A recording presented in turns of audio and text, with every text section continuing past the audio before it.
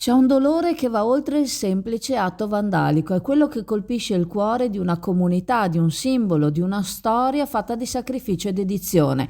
La bandiera degli alpini, strappata a Belluno durante l'assemblea annuale di sezione, non è solo un pezzo di stoffa, ma un emblema di coraggio, solidarietà e servizio.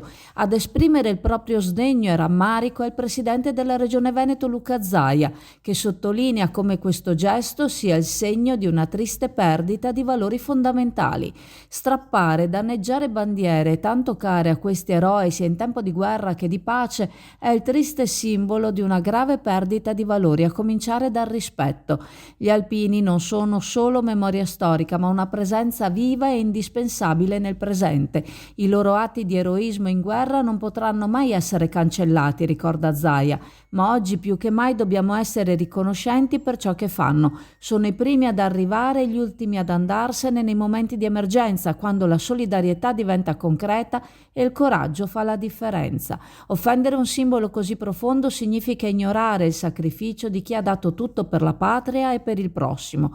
Dietro quella bandiera ci sono mani che scavano nel fango dopo un'alluvione, braccia che sostengono chi ha perso tutto, sguardi fieri di uomini e donne che non si tirano mai indietro. Danneggiare le loro bandiere, conclude Zaia, è un atto di ignoranza verso la storia ed il presente, ma c'è una certezza che nessun atto vandalico potrà mai spezzare. Il valore degli alpini vive e vivrà sempre nella memoria e nelle azioni di chi porta con orgoglio la penna nera. Nell'area colore Silla trovi una vasta gamma di prodotti disponibili, dal colore all'attrezzatura. Spiccano le pitture per interni ed esterni per tutte le esigenze, dalla piccola tinteggiatura al grande cantiere. Il personale specializzato è pronto a dare consulenze e consigli gratuiti e ad effettuare sopralluoghi.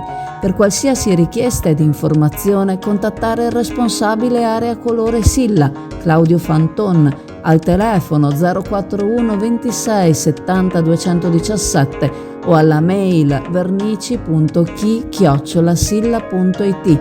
Silla, filiale di Chioggia, via Brondolo 44.